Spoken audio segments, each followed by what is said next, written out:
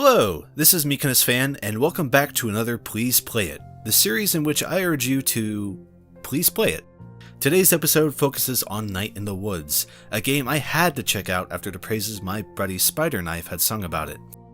Night in the Woods is a very light 2D platformer infused with basic adventure game elements. It's the type of game that's more about the narrative experience than the gameplay, so if that's not your bag, you're probably already good to pass on this one. It all takes place in an American-styled Rust Belt community named Possum Springs, probably based somewhere with Pennsylvanian inspiration due to the game just name-dropping pierogies at a point. Not many games do that. It's a very autumn experience, with the game taking place during that season and employing fall colors quite successfully.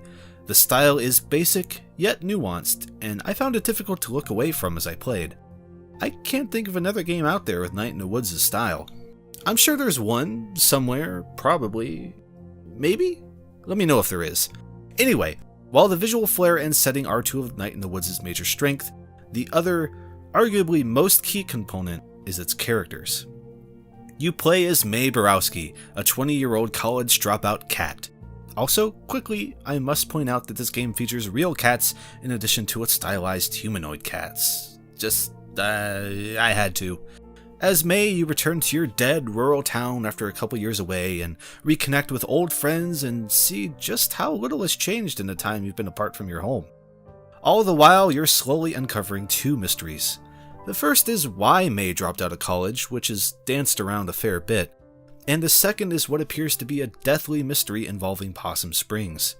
The game takes about 8 hours max to complete, depending on how much side activity you engage in, and both mysteries lie somewhat dormant until the last two. Neither of these central unknowns grabbed me nearly as much as just interacting with the cast did, however. Whether it be Bee, a crocodile who speaks matter-of-factly, the kooky upbeat Greg, or even Mae's neighbor Selmers who has a new poem every day that you speak with him, I quickly adored the supporting cast. The game divvies things up into days, and you often have a choice to hang out with either Bee or Greg, both having their own sub-stories to experience as you spend time with them. There's only so much time to spend with either before the narrative wraps up, which makes me want to do a second playthrough to see what I missed. Personally, I spent more time with Bee, who eventually I wound up in a dead mall with. Any game that has a dead mall instantly wins brownie points with me because I'm a weird dude. Though I'm excited for another playthrough where I hang out with Greg more because, man, just look at that dance! God damn! I quickly got to a point of affection with the game where I didn't want it to end, or progress with its main narrative.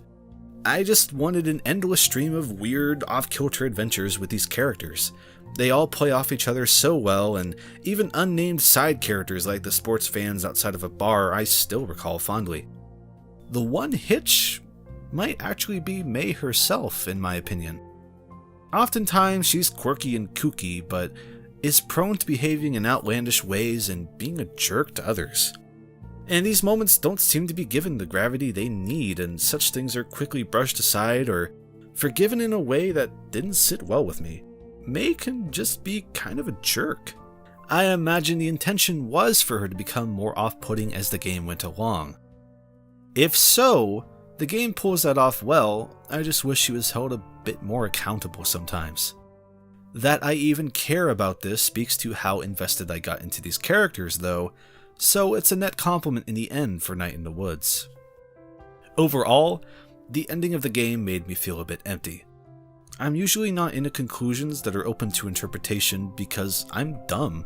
To me, it felt that just as the game started ramping up with its main mystery, it all just kind of neatly wrapped into a bow shortly after. Then things got vague, then the credits rolled. Most of all, though, I find myself just wanting more time with the town of Possum Springs. I'm sure a sequel or prequel would defeat the point, but somehow, some way, I just want to go back and see what else that town's denizens get into. I'm sure I've sounded a bit glum on major aspects of this game, but the experience overall is one that impacted me enough to remember it fondly and want to recommend to others. Also, I didn't really have a great way to fit this in naturally to the script, but this game basically has Rock Band in it and an entire top-down action game tucked away. Night in the Woods is primarily a basic 2D platformer, but it often has you engage in weird, one-off alternative game styles which I quite liked. In a weird way, it helped give it more depth. There's nothing quite like Night in the Woods, at least not that I've experienced. It's charming, it's full of snarky observationalist humor, but above all, its reverence for plain normalcy is refreshing. It's the type of game that either gives you a look into life troubles you've never experienced, or one that is so familiar that you might have to put it down to look inward after a point for some heavy reflection. Please play it.